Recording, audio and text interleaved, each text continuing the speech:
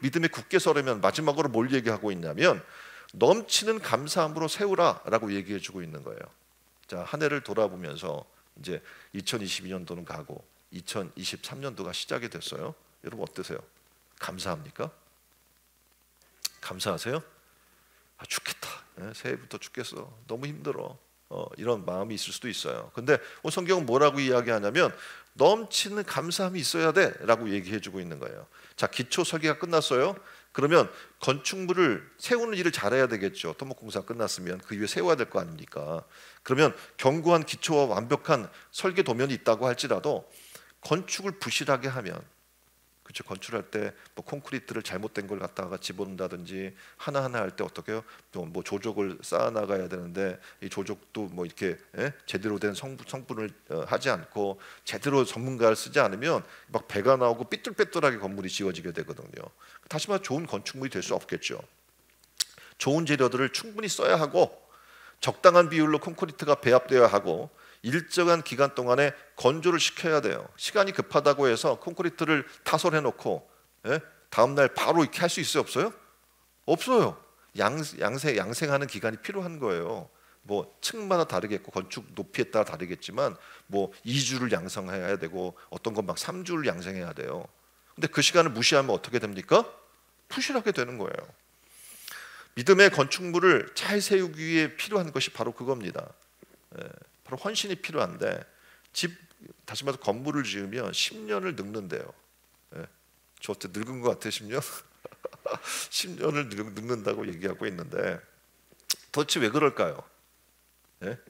왜냐하면 건축하려면 정말 집중해야 되고 거기 매달려야 돼요.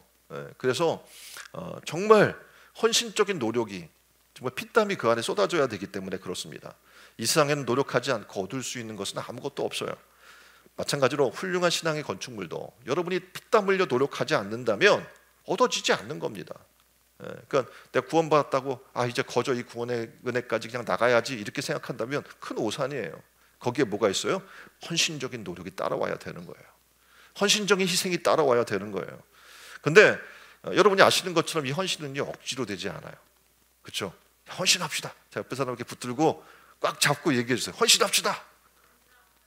아유 부담되게 이렇게 될 거잖아요. 헌신은 억지로 안 돼요. 자발적으로 해야 되는 거거든요. 근데 오늘 성경은 그 자발적을 뭐라고 얘기하냐면 감사함이 넘치는 자만이 할 수 있다는 거예요. 헌신은 누가 할 수 있어요? 감사함이 넘치는 자가 할 수 있게 되는 거예요. 골로새 1장 24절을 보니까 내가 이제 너희를 위하여 받은 괴로움을 기뻐하고 그리스도의 남은 고난을 그의 몸된 교회를 위하여 내 육체에 채우노라. 바울은 너무 감사해요. 그래서 그는 항상 기뻐할 수 있고 쉬지 말고 기도할 수 있고 범사에 감사할 수 있는 삶 가운데 있는 거예요. 자기의 몸을 하나님이 기뻐하시는 거룩한 그 산 제물로 자기를 드린다고 할지라도 자기는 뭐 전혀 아깝지 않다는 거예요. 감사하다는 거예요. 이런 상태가 되니까 어떻게 해요? 놀랍게도 그의 삶을 보니까 예수 그리스도의 남은 고난을 몸된 교회를 위해 내 육체에 채우기를 원합니다. 그러니까 헌신을 각오하고 기쁨으로 나갈 수 있는 사람이 된 겁니다.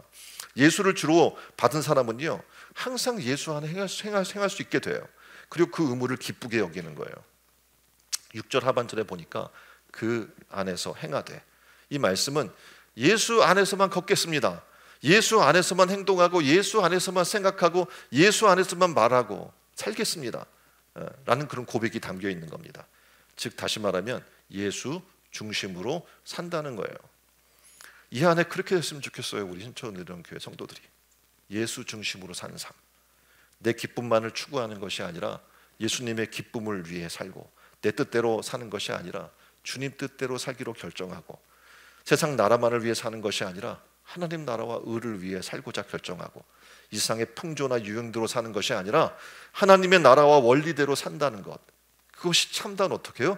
믿음의 삶의 길인 줄 믿습니다. 말씀 맺습니다.